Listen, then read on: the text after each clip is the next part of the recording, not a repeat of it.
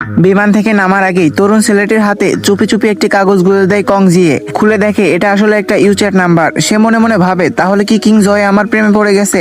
ভাগ্য যেন হঠাৎ তার দিকে ফিরে এসেছে। সেই রাতে সে একটি হোটেল বুক করে কং জিয়েকে আমন্ত্রণ জানায়, আর দুজনের মধ্যে ঘনিষ্ঠ সম্পর্ক গড়ে ওঠে। কিন্তু পরের দিন সকালে জেগে উঠে দেখে কং জিয়ে রহস্যজনকভাবে অদৃশ্য। সে আতঙ্কিত হয়ে আঙ্কেল হ্যাটকে ফোন দেয়, কিন্তু যা দেখা গেল তা দেখে সে প্রায় মরে যায় ভয়ে। কারণ সিসিটিভি ফুটেজে দেখা যায় খুনি আর কেউ নয়, সে নিজেই।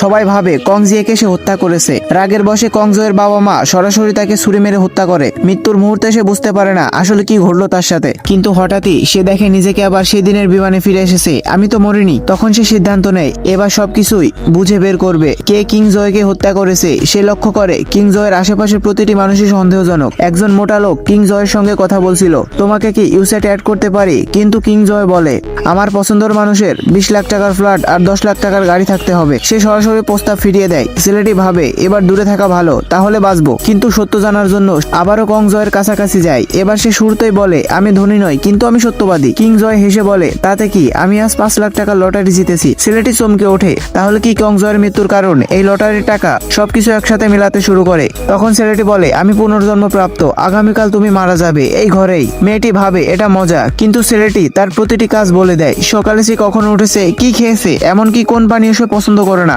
সবকিছু এ যেন সে আগে থেকেই জানে। ছেলেটি ঘাবড়ে যায়। তখন কং জয় বলে, আমি মরবো আগামীকাল, আর তোমাকে বানানো হবে খুনি। তখন তারা দুজনে মিলে পরিকল্পনা করে সত্যিকারের খুনিকে ধরার জন্য। তারা হোটেলে 22 নম্বর রুমে ওঠে আবার আগের মতো। মোবাইল দিয়ে লুকিয়ে সিসিটিভির মতো ভিডিও রেকর্ডিং সেট করে রাখে। যে আমাদের রুম নাম্বার জিজ্ঞেস করে এখানে আসবে সেই হবে খুনি। পরে জানা যায় ছেলেটির সহকর্মী গৌরই রুম নাম্বার জানে। তারা ফাঁদ পাতে গৌরবের জন্য।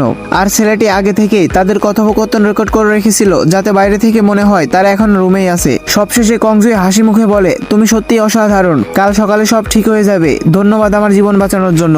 ঘড়ির কাঁটা 11টা বাজার সঙ্গে সঙ্গে ছেলেটির চোখে যেন ঘুম জুড়িয়ে আসে। আর সে ঘুমিয়ে যেতেই মেয়েটি হঠাৎ লক্ষ্য করলো রুমে কেউ প্রবেশ করছে। ভিডিওটির বাকি অংশ দেখতে কমেন্ট করো পার্ট 2।